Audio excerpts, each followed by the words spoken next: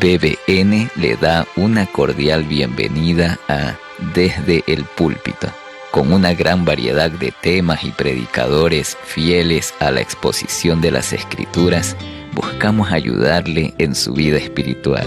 Prepare su mente y su corazón para escuchar el mensaje de hoy.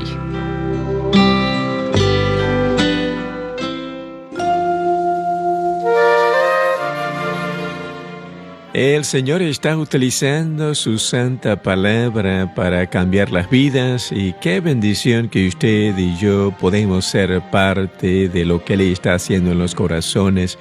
Gracias por acompañarnos. A continuación, el pastor Alfredo Ortiz estará enseñándonos de la importancia del compromiso.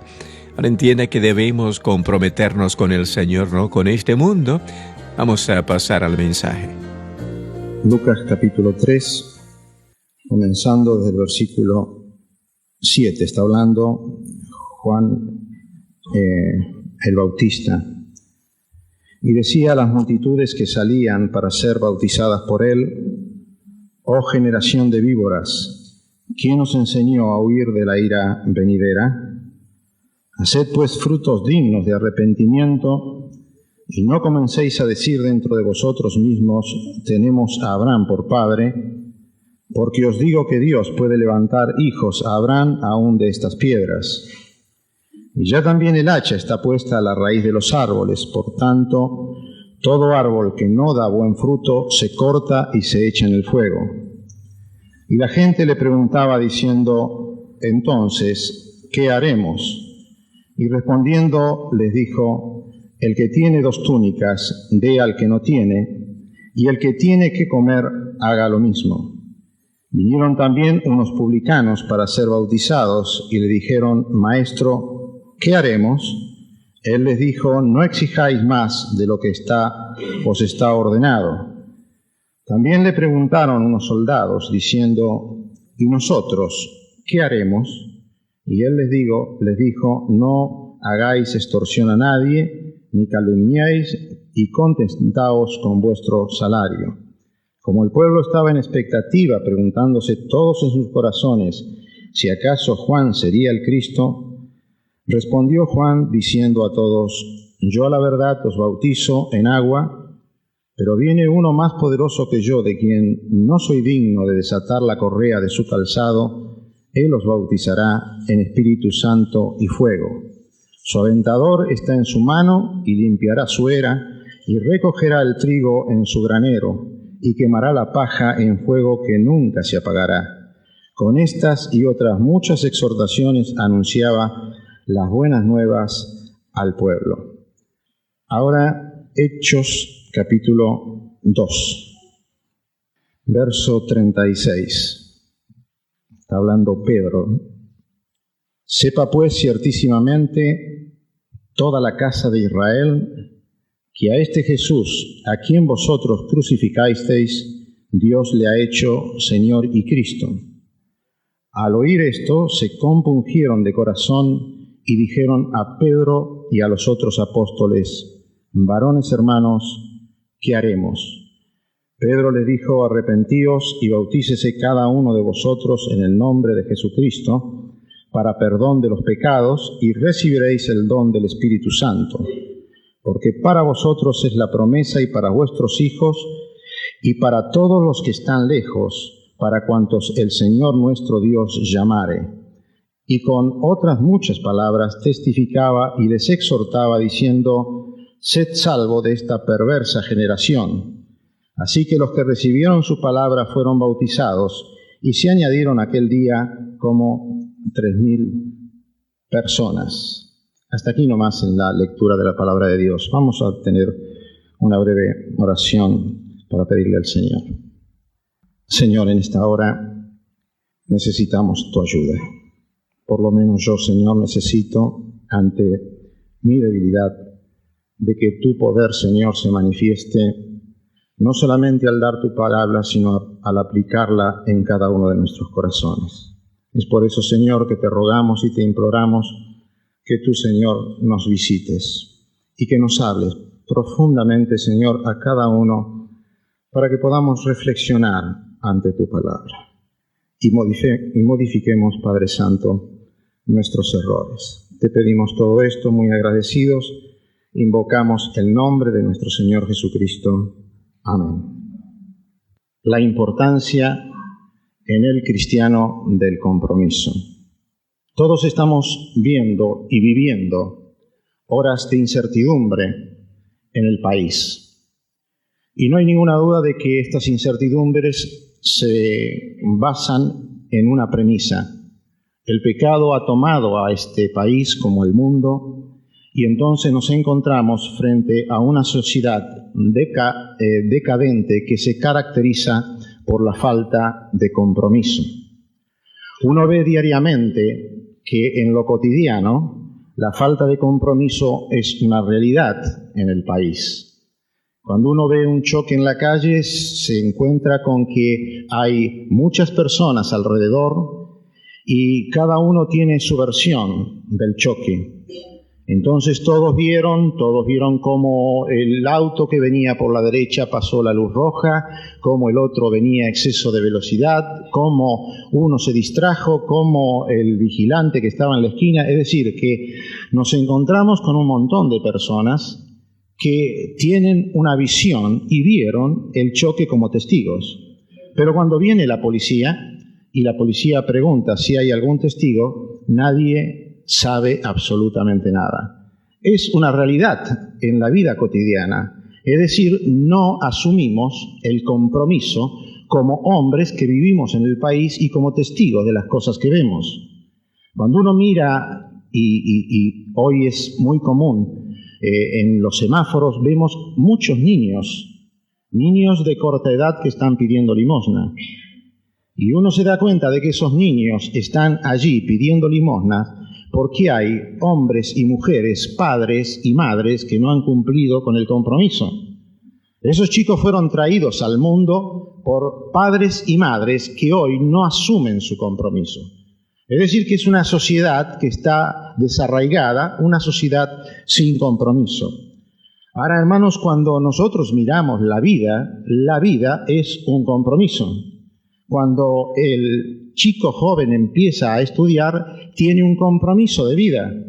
Cuando el joven se pone de novia, tiene un compromiso porque está teniendo y queriendo tener un proyecto futuro en un matrimonio. Cuando él se casa, tiene un compromiso. Es decir, que van elaborando ellos dos un compromiso conjunto porque van a dar seguramente luz a otros chicos y tienen que comprometerse. Es decir, que la vida es un permanente compromiso y cada uno debemos asumir ese compromiso. Ahora, en las sociedades decadentes, como nos está pasando en nuestro país y como pasa en el mundo entero, uno se da cuenta que cuando se encuentra frente a estas sociedades son incapaces de tomar un compromiso. Y hermanos, esto es muy preocupante porque vemos que afecta a toda la sociedad. Pero hermanos, es muy preocupante que la sociedad no asuma un compromiso. Pero nosotros vemos con más preocupación que ahora en la Iglesia se está instalando esto de no tomar un compromiso frente a las demandas de Dios. Cuando uno mira las iglesias, ve desgraciadamente de que faltan allí muchas generaciones, que no están todos los jóvenes, que no están los adolescentes, que muchas veces se encuentran con iglesias donde la mayoría son hombres y hombres de edad. Ha pasado algo. Y cuando uno realmente quiere empezar a hurgar sobre los problemas, sobre las dificultades, se encuentra siempre que el denominador común es que faltaron hombres de compromiso. Y es por eso que las iglesias y las asambleas están como están.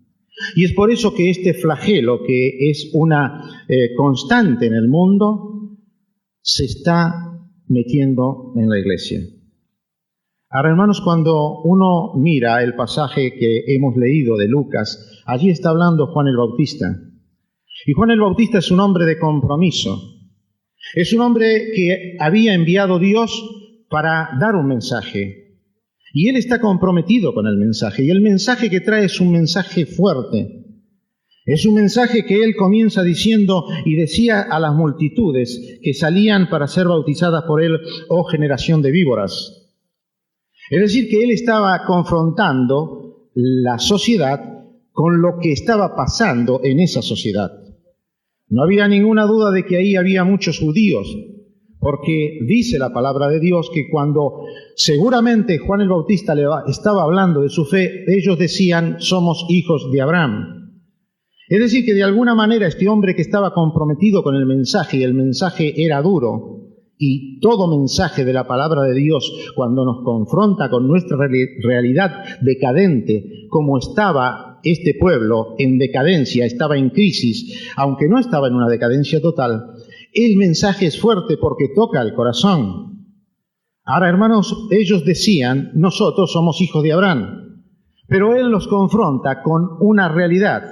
Él dice, no digan que son hijos de Abraham porque Dios puede levantar hijos a Abraham aún de estas piedras. Le estaba diciendo de la realidad de lo que ellos estaban viviendo, que estaban profesando algo que no cumplían. ¿Por qué? Porque había una falta de compromiso. Ahora, hermanos, es muy interesante porque él no solamente lo confronta con lo que ellos estaban haciendo, sino con lo confronta con una realidad de que un juicio iba a venir sobre ellos. Ya el hacha está puesta a la raíz de los árboles. Y todo árbol que no da buen fruto se corta y se echa en el fuego. Le estaba diciendo que no solamente el haber nacido en un pueblo judío, a ellos le aseguraban, aún siendo descendiente de Abraham, le aseguraban la conformidad de Dios con respecto a sus actitudes. Y hermanos, esto es lo que realmente uno tiene que estar mirando. Porque lo sorprendente de esta sociedad es que ellos, al ser confrontados con la realidad, ellos tuvieron realmente una pregunta. Y era una pregunta notable. Porque cuando Juan destruye sus argumentos y los presenta frente a la realidad que estaban viviendo, lo notable que nosotros podemos ver en esta sociedad es la reacción. Porque cuando ellos fueron confrontados con la palabra de Dios, ellos dijeron, ¿qué haremos? Y hermanos, esta es una pregunta que realmente tenemos que empezar a valorar. Cuando el hombre se enfrenta a la palabra de Dios, ¿y cuál es la actitud que tiene frente a la palabra de Dios? Ahí el Evangelio de Lucas nos dice que hay 3 sectores que están diciendo, ¿qué haremos? Dice que el pueblo se acercó en el versículo 10 y dice, ¿qué haremos? Y la posición de Juan el Bautista era, el que tiene 2 túnicas, dé al que no tiene, y el que tiene que comer, haga lo mismo. Lo que está diciendo ahí Juan el Bautista es, cambien de actitud. No sean avaros y muestren que ustedes que dicen que Dios es un Dios piadoso, muéstrenlo en sus actitudes. Es decir, que Juan el Bautista está diciéndoles cuál era la conducta que ellos tenían que seguir. Ahora dicen que también había unos publicanos que le decían, ¿qué haremos? Y él les decía, no exijáis más de lo debido. ¿Por qué? Porque los publicanos nosotros sabemos, hermanos, que eran hombres que cobraban impuestos y que ellos pedían no solamente lo que tenían que recaudar, sino que les pedían más a la gente. Se guardaban la parte que no les daba al Imperio Romano y por eso ellos se favorecían. Es por eso que eran tan odiados, no solamente porque eran judíos que estaban sirviendo al Imperio Romano, sino porque se quedaban con parte de su ganancia, porque le estaban exigiendo al pueblo más de lo que debían. Ahora viene un tercer sector, y eran los soldados. El Imperio Romano tenía soldados que estaban con una muy mala paga. Ellos no ganaban bien en los tiempos de Jesús. Y entonces ellos extorsionaban. Cuando estos soldados le decían, ¿qué debemos hacer? ¿Qué haremos? Bueno, no extorsionen a nadie, no calumnien y conténtense con su salario. Es decir, que lo estaba poniendo frente a la realidad de lo que hacían. Estos soldados estaban extorsionando muchas veces a los esclavos, pidiéndole información de lo que los sus amos tenían. Y cuando sabían que los amos tenían muchas riquezas, los amenazaba ¿con qué? Con decirle al imperio que no estaban aportando según el tributo que tenían que aportar. Entonces, cuando eran así chantajeados, cualquiera empezaba a sobornar y a darle plata a los soldados. Ahora, hermanos, esto es muy aleccionador, porque Juan el Bautista, cuando los confronta con la palabra de Dios y ellos le dicen, ¿qué haremos?, él no les dice, bueno, vayan y arrójense al agua, bautícense, sino que primero los manda a hacer fruto digno de arrepentimiento. Cuando Juan los estaba llamando a esto, y les estaba diciendo en la manera en que le estaba explicando, ¿ustedes están de acuerdo con esto? Porque ellos tenían que exteriorizar de alguna manera lo que ellos habían entendido. Y la exteriorización que tenían para que ellos sepan que realmente frente al pueblo habían creído y iban a tener un cambio de actitud, esta exteriorización era el bautismo. Es decir, que el bautismo era una exteriorización de lo que ellos creían. Juan el Bautista le estaban diciendo, ¿ustedes creen esto? ¿Ustedes son capaces de empezar a rever su actitud? ¿Hacer estas cosas dignas de un hombre de Dios? Sí, bueno, entonces bautícense. Ahora, hermanos, esto es lo mismo que ocurre cuando nosotros miramos el capítulo de Hechos, ahí en el capítulo 2. Cuando uno va a Hechos capítulo 2, en el pasaje que nosotros hemos leído, nosotros nos encontramos con la misma escena. Ahora, ustedes imagínense la escena del bautismo de aquellos hombres a los cuales Juan el Bautista le estaba hablando. Allí se presentaba el soldado y él tenía que sacarse sus ropas. Ellos se daban cuenta de que era soldado por el uniforme. Es decir, que ese soldado se sacaba la ropa, iba al agua y se bautizaba. De alguna manera este soldado estaba dando un testimonio incontrovertible de lo que él creía. Este soldado no podía ir mañana y empezar otra vez a chantajear, empezar a calumniar, empezar a quedarse con lo que no le debía. Porque mucha gente que estaba mirando esto le podía decir, vos te bautizaste, yo te vi en el Jordán.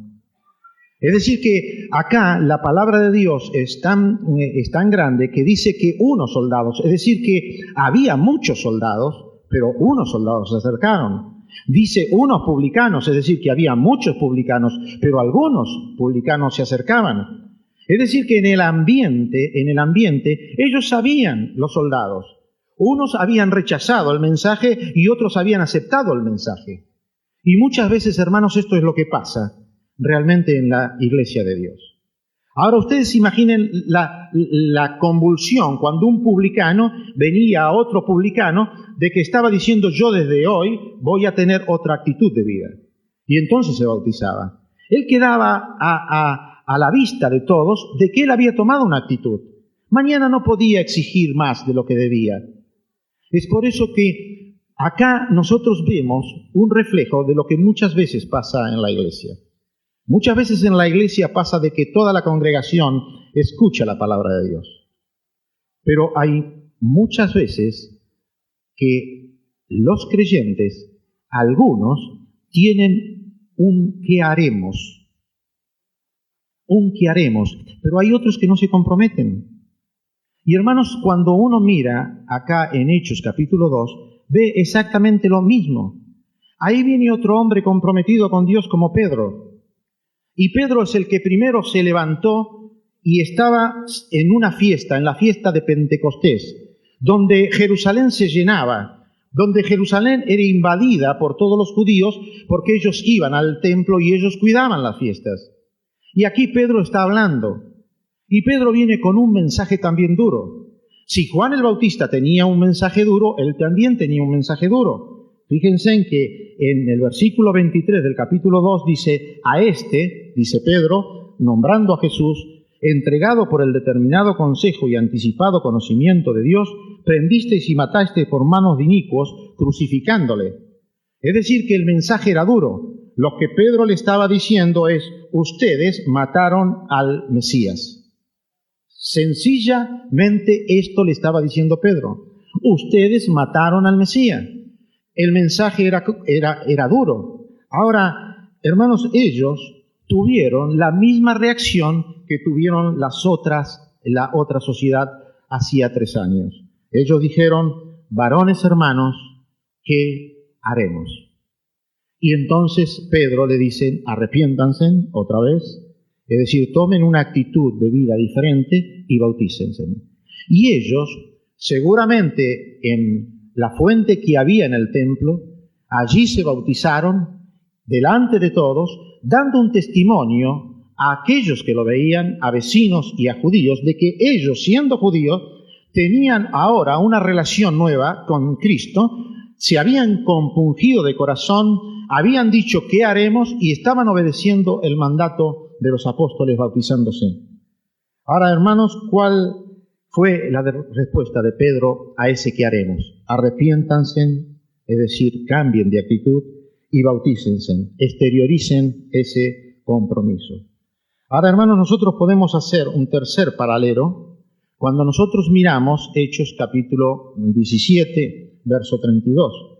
Allí vemos a Pablo que está predicando a una sociedad decadente que estaba en la decadencia total. Acá no era solamente que estaban pasando por una crisis, sino que era una sociedad decadente, era la sociedad de los griegos. A ellos les gustaba oír cosas distintas y cosas nuevas. Y va a Pablo, y Pablo les predica. Pero cuando él le predica, la respuesta de estos hombres que también escuchan la palabra de Dios, dicen, ya te oiremos otra vez. Ahora, hermanos, cuando nosotros miramos la reacción que tienen aquella sociedad y esta sociedad, vemos una respuesta distinta cuando se los confronta con la palabra de Dios. Cuando aquella sociedad fue confrontada con la palabra de Dios, ellos dijeron, ¿qué haremos? Pero esta sociedad decadente totalmente no podía tomar compromisos, como no toma compromisos ninguna sociedad decadente. Y es por eso que ellos dijeron, ya te oiremos otra vez.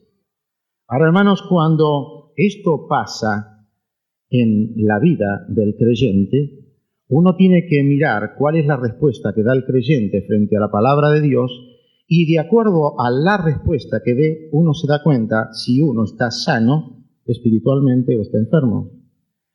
Si cuando yo me confronto con la palabra de Dios y la palabra de Dios me está mostrando mi realidad, y que mi realidad es una conducta extraviada de los planes y de los mandamientos de Dios, y yo digo, ¿qué haremos? Entonces estoy frente a una espiritualidad sana. Pero si yo me confronto con la realidad de la palabra de Dios, que me muestra mi miseria, y yo digo, ya te voy a oír otra vez, es porque estoy enfermo. Porque cuando me confronto con la palabra de Dios, yo tengo que preguntarme qué es lo que hago. ¿Modifico mi conducta? ¿O digo, lo voy a pensar y yo sigo haciendo lo mismo? Esto, hermanos, es lo que marca cómo estamos espiritualmente. Muchas veces nosotros estamos siendo confrontados con la palabra de Dios. Hemos escuchado el mensaje de Dios. Ahora, hermanos, cuando hemos escuchado el mensaje de Dios, ¿qué es lo que dijimos frente a eso? ¿Dijimos qué haremos y empezamos a modificar nuestra conducta? ¿O le dijimos al Señor, bueno, sí, ya lo voy a pensar, y seguimos con nuestra misma conducta? Porque de alguna manera, se va a manifestar o la sanidad espiritual, o se va a manifestar en nuestra vida la enfermedad. Aquella sociedad, la sociedad que estaba comprometida con la palabra de Dios, que se comprometió con la palabra de Dios, que nosotros miramos en Hechos, capítulo 2, se comprometió y se manifestó en 4 cosas importantes. 4 cosas que marcan cuando un hombre de Dios está comprometido verdaderamente con Dios. Versículo 42 de Hechos capítulo 2. y perseveraban en la doctrina de los apóstoles, en la comunión unos con otros, en el partimiento del pan y en las oraciones. 4 cosas, hermanos, que mostraban y manifestaban de que aquel compromiso que ellos habían asumido frente a la palabra de Dios era una realidad en sus vidas. Ahora, no vamos a poder mirar todo esto, pero decir algunas cositas de esto, porque acá la palabra que se está utilizando y que es muy importante es perseveraban. Es como si estuviésemos diciendo perseveraban en la doctrina de los apóstoles, perseveraban en la comunión unos con otros, perseveraban en el partimiento del pan, perseveraban en las oraciones. Ahora, ¿qué es lo que quiere decir esto? Quiere decir que aquella sociedad que se había comprometido perseveraban en la enseñanza de la persona de Cristo en todos sus aspectos. Cristo era glorificado y era la glorificación de Dios. Acá no había todavía escritura. Y entonces los apóstoles daban la enseñanza de lo que Cristo era.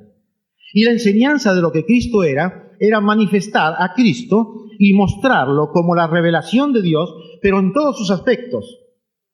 Ahora decían también que perseveraban en la comunión unos con otros.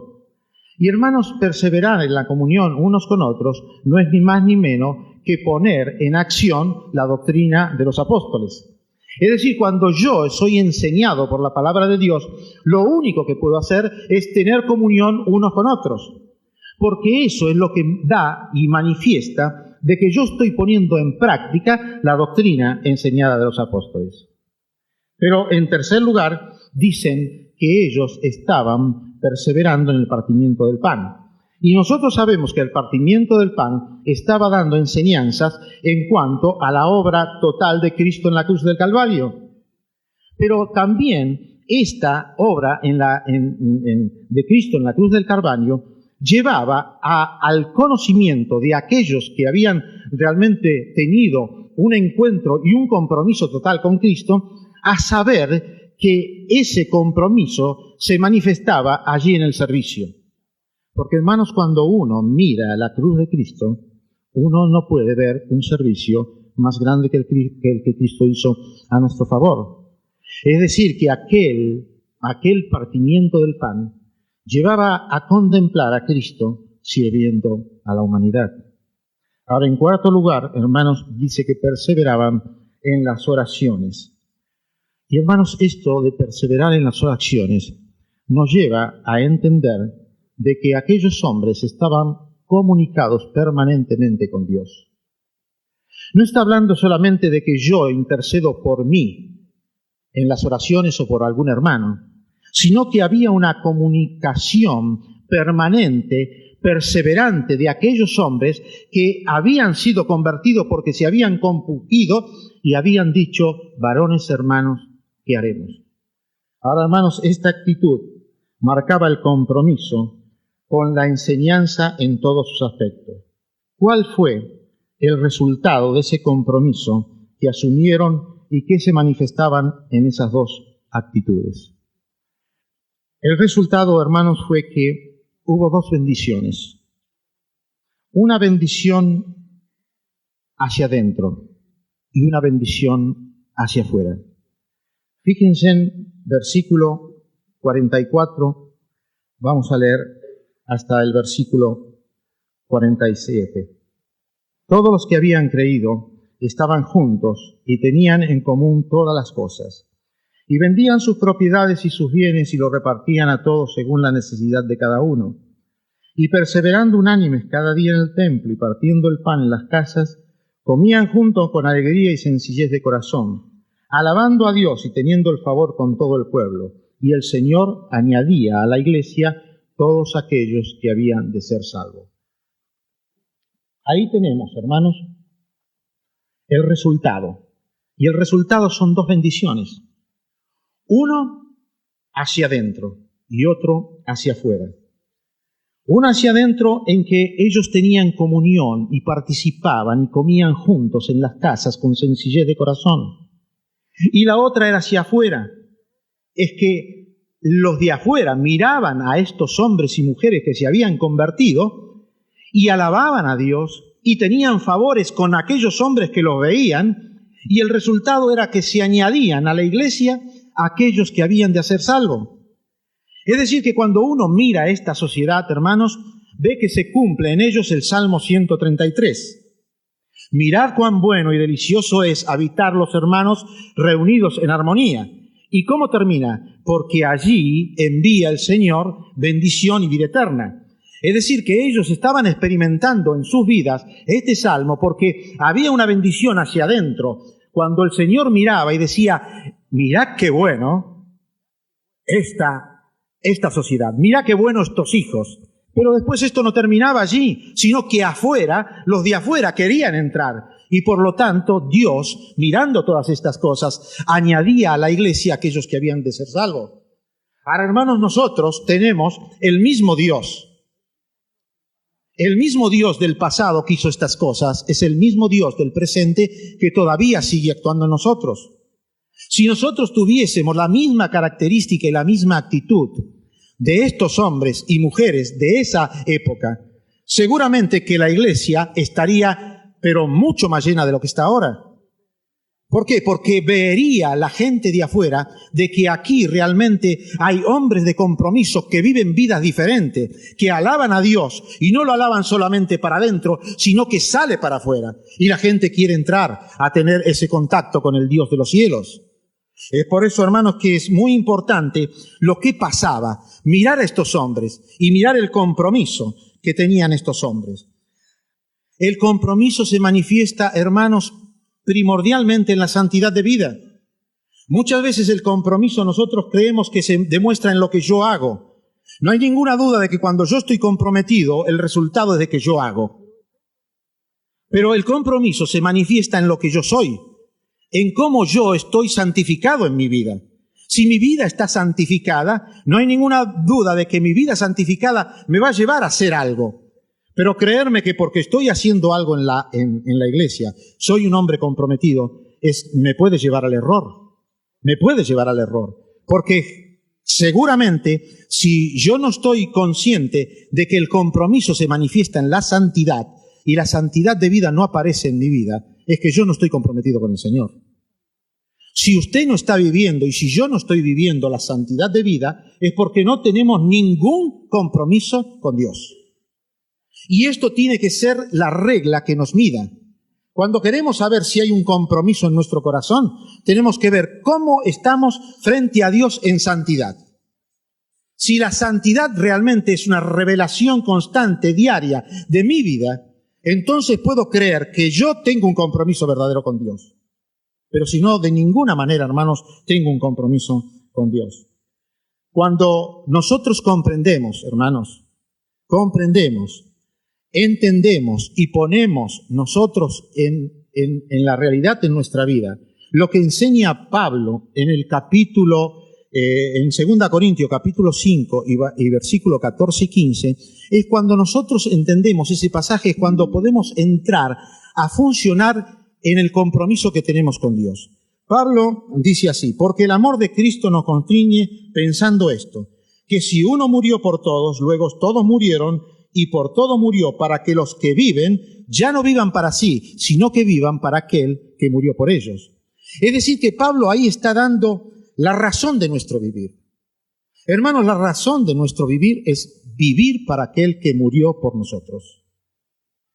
Esta es la razón. Cuando yo me presento hoy delante de Dios, tengo que tener muy en claro para qué Dios me salvó. Porque si yo no tengo en claro para qué Dios me salvó, es muy difícil que yo lo pueda servir como el Señor merece. Y yo lo puedo servir como el Señor merece cuando yo comprendo este versículo. Pero no solamente cuando lo comprendo, sino cuando lo pongo en práctica en mi vida. Cuando en mi vida yo pongo en práctica este versículo que digo, he muerto porque Cristo murió por mí. Y empiezo a poner en mi vida el servir a Cristo. Es que voy a servir a los hermanos. Es que va a ser natural el servicio. Y el servicio no va a ser un servicio pesado, sino va a ser un servicio con gozo. ¿Por qué? Porque he entendido y he puesto en mi vida aquello que he entendido en el corazón. Y el Espíritu Santo, hermanos, nos va a ayudar a que cuando con sinceridad de corazón nosotros queremos tener esta actitud de vida frente a Dios, el Espíritu Santo nos va a guiar y nos va a ayudar para que podamos hacerlo. Todos nosotros hemos sido revestidos en el momento en que hemos creído con el Espíritu Santo. ¿Usted cree que no es poderoso el Espíritu Santo para hacernos cumplir con ese mandamiento que es la voluntad de Dios? ¿Usted cree que el Espíritu Santo no me va a ayudar ni le va a ayudar en esto? Seguramente que le va a ayudar y seguramente que me va a ayudar. Pero Él quiere que yo tenga bien en mente y en el corazón y en la disposición de mi voluntad el poder saber de que tengo que servirle porque Él murió por mí y resucitó por mí. Y es la obra que no merecíamos. Es la obra que ninguno de nosotros ganó por su capacidad. Es la obra que solamente el amor de Dios puede hacer. Ahora, hermanos, el hombre, el cristiano, debe ser un hombre de compromiso, porque la esencia misma de la fe cristiana es el compromiso. Cuando uno mira en Lucas, capítulo 15, el Señor allí explica cuál era su misión aquí en la tierra, diciendo que Él es el pastor al que se le perdió una oveja y salió a buscarla. Cuando el Señor está hablando allí y dando esa parábola, Él está diciendo esto: yo soy el pastor que salió a buscar una oveja. Y hermanos, es el pastor que no se fija en el porcentaje que perdió. Él perdió una oveja. Pero Él no se fija en el porcentaje porque el porcentaje no es lo importante. Él se fija en el compromiso que Él adquirió con el Padre y con nosotros para venir a salvarnos. Era el compromiso de Dios, por eso la esencia misma del cristianismo es el compromiso. Porque cuando Cristo murió en la cruz del Calvario, no dijo: ¿cuántos se van a salvar si yo muero? Yo creo, hermanos, que si se salvaba a uno solo, Cristo igualmente venía. Yo creo que si Cristo sabía que uno solo se iba a salvar, Él también venía. Porque el compromiso era con el Padre y era con la persona, era con nosotros. Ahora, hermanos, cuando Cristo enseña el compromiso y cuando el compromiso de Cristo en la obra de la cruz se manifiesta a los hombres, hace que Cristo convoque al cristiano a un compromiso.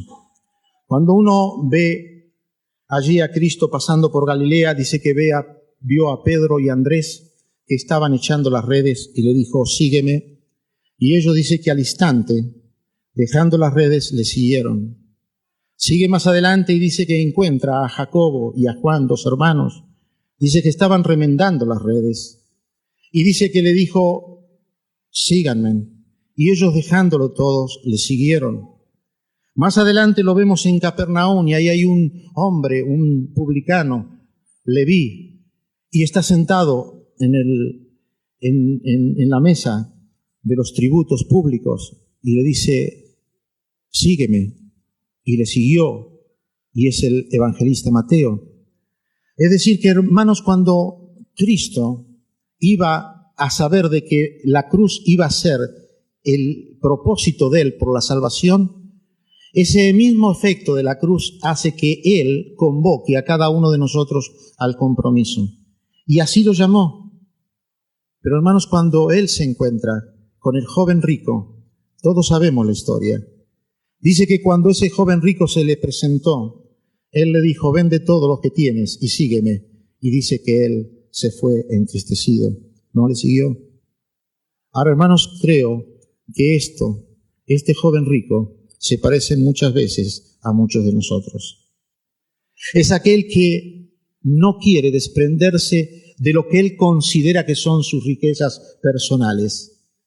El joven rico muchas veces me identifica con lo que yo creo en la experiencia personal de las cosas materiales, o en las cosas del estudio, o en las cosas de la familia, o en las cosas aún sentimentales como la novia.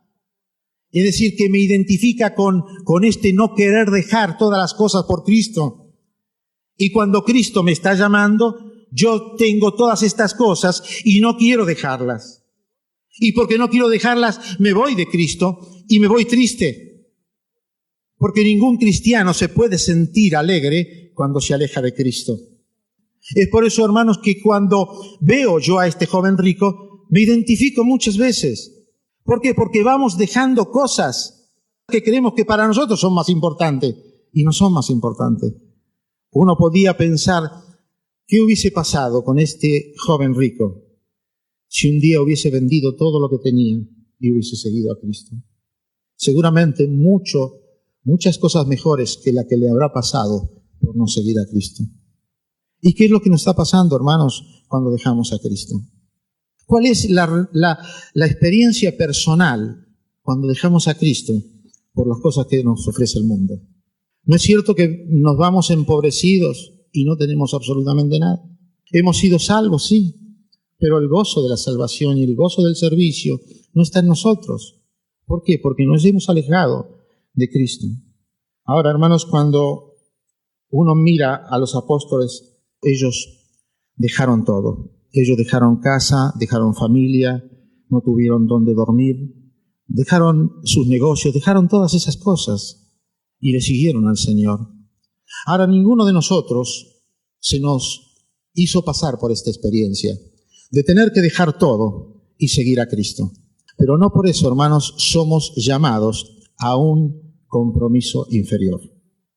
No porque no hayamos dejado casas o negocios o familia o no tengamos dónde dormir, se nos llamó a un servicio y a un compromiso inferior, sino todo lo contrario. Hermanos, todos hemos sido llamados a la misma clase de servicio.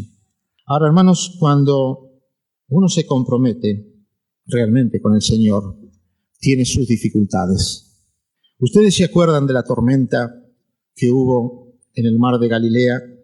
Cuando Jesús apareció, los discípulos estaban solo en la barca y Jesús se aparece caminando sobre el mar. ¿Ustedes se acuerdan? ¿Ustedes se acuerdan que Pedro le pidió a Jesús que lo hiciera bajar? Todos nos acordamos de eso. Y Cristo lo llamó y él bajó. Ahora, ¿ustedes se acuerdan cómo termina la historia? ¿Qué fue lo que vio Pedro cuando bajó? Vio las olas y vio el viento. ¿Qué fue lo que sintió Pedro? Tuvo miedo. Ahora, ¿qué le faltó a Pedro? Fe. ¿Qué fue lo que le sucedió a Pedro? Se hundió. Todos nos acordamos de eso, ¿no?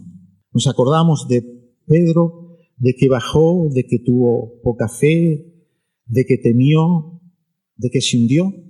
Todos nos acordamos de uno que bajó y no nos acordamos de 11 que se quedaron en la barca. Compromiso. Uno bajó y nos acordamos de todo lo que pasó. Y cada predicador que toma a Pedro lo despelleja. Él bajó y se puso en la mira.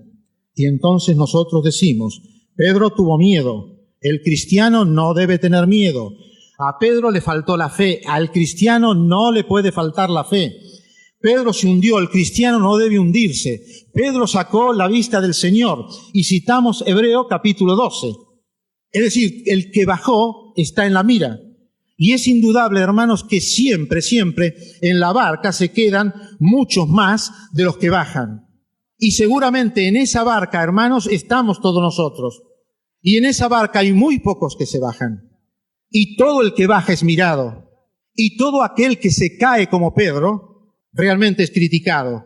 Ahora, hermanos, yo prefiero a uno que baje, que tenga miedo y que se caiga y que se levante, y no a 11 que se queden en la barca. Porque nosotros nos acordamos y decimos, Pedro, ¿cómo se hundió? ¿Cómo se hundió?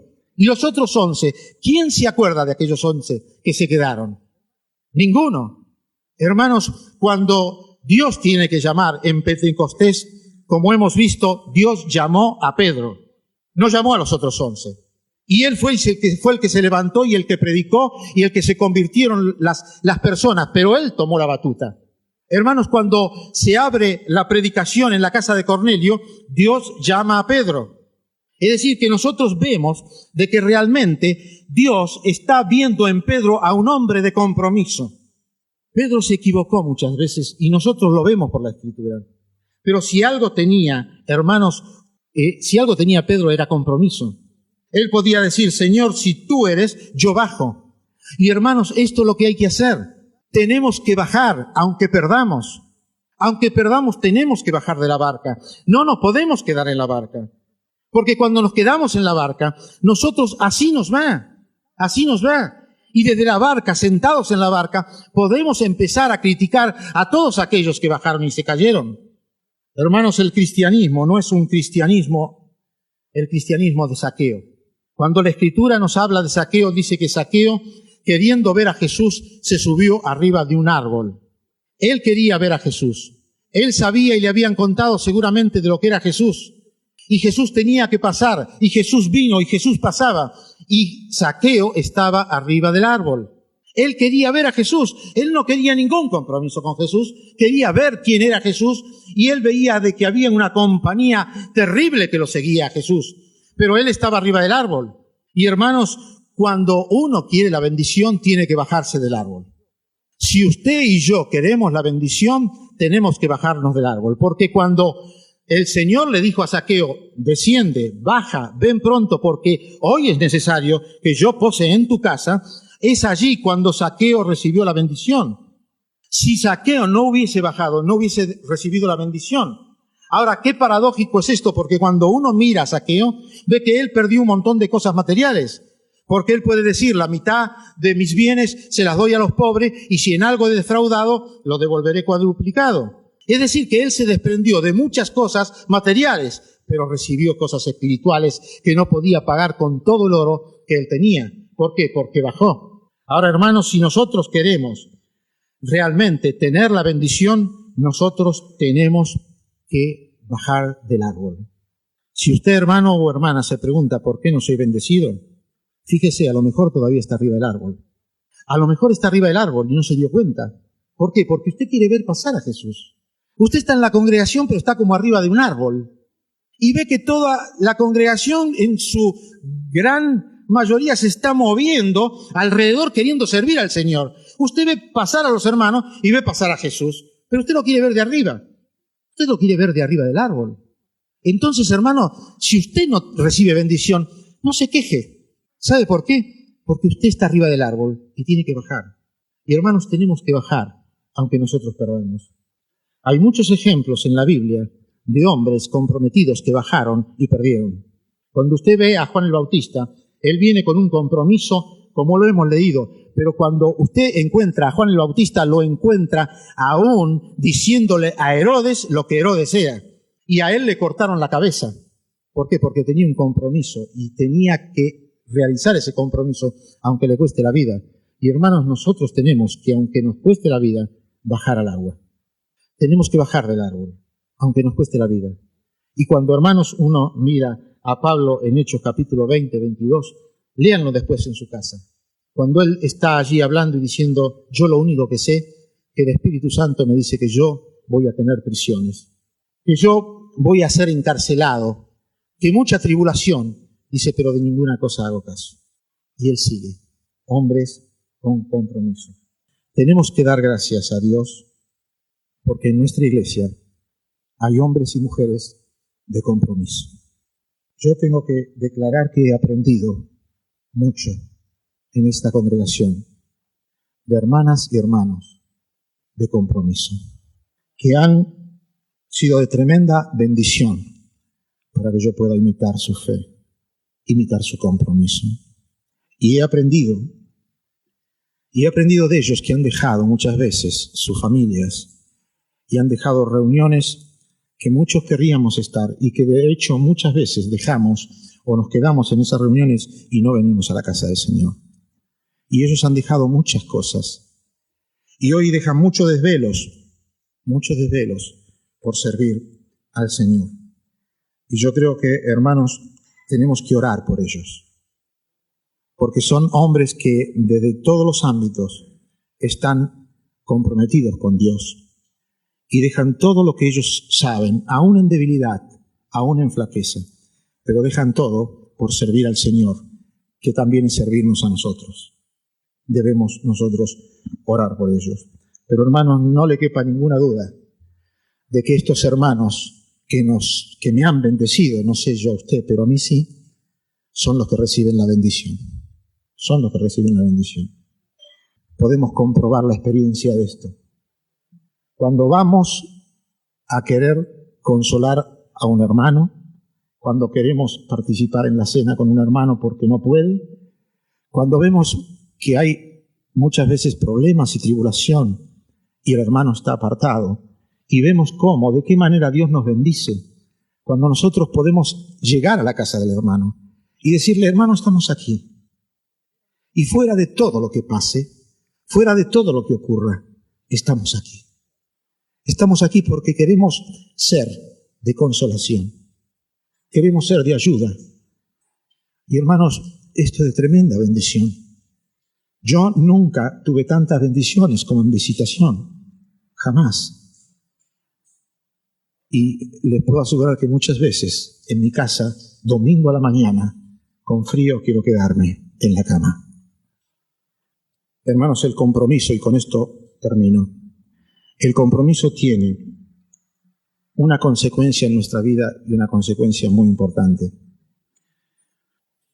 Hermanos, queremos hijos que se comprometan con el Señor, comprometamos nosotros con el Señor. Tengamos nosotros un compromiso con el Señor. Queremos hijos que lean la palabra de Dios, tenemos que nosotros leer la palabra de Dios. Queremos hijos que sean de oración, tenemos que nosotros ser hombres de oración. Porque todo lo que nosotros hacemos es lo que nuestros hijos ven y copian. Y hermanos, muchas veces yo me pregunto que si el Señor hubiese tenido la actitud que teníamos o que tenemos cada uno de nosotros en su compromiso con salvar al mundo, ¿qué hubiese pasado? ¿Qué hubiese pasado si Cristo hubiese tenido la misma actitud que tenemos nosotros frente al compromiso cuando Él venía a realizar la salvación de los hombres? Quizás yo me pueda responder y yo pueda responder por mí. Quizás no se hubiese salvado ninguno, porque hay una falta total de compromiso muchas veces en la iglesia. Ahora, la falta de compromiso, hermanos, tiene dos consecuencias graves. Una hacia afuera, y no lo busquen, yo se los leo, Romanos capítulo 2, verso 17. Dice, he aquí, tú tienes el sobrenombre de judío y te apoyas en la ley y te glorías en Dios. Y conoces su voluntad, instruido por la ley, apruebas lo mejor.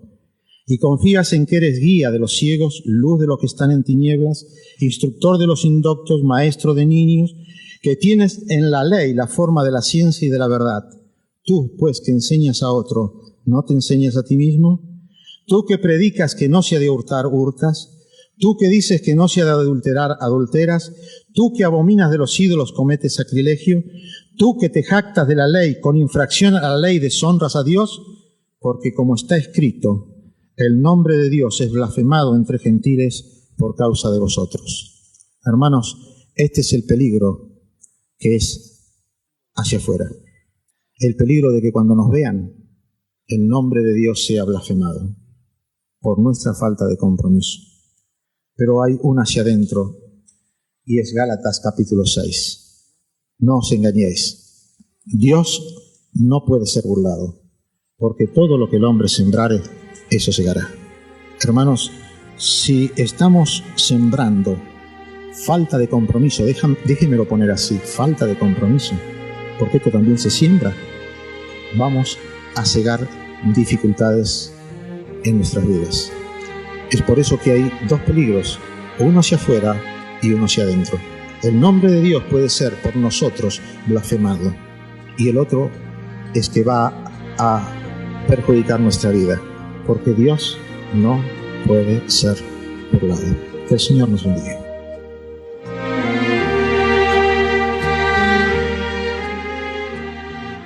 Al estudiar la palabra de Dios podemos ver algo muy particular de aquellas personas que estaban comprometidas con el Señor y estaban dispuestas a sufrir, a pagar el precio. Tenían como prioridad agradar al Señor antes que a los hombres y por eso fueron utilizadas de una forma maravillosa. Que podamos usted y yo también comprometernos con el Señor, darle a Él el primer lugar, seguir compartiendo su santa palabra. Agradecemos al pastor Alfredo Ortiz por estas enseñanzas y a usted por habernos acompañado aquí en Desde el Púlpito.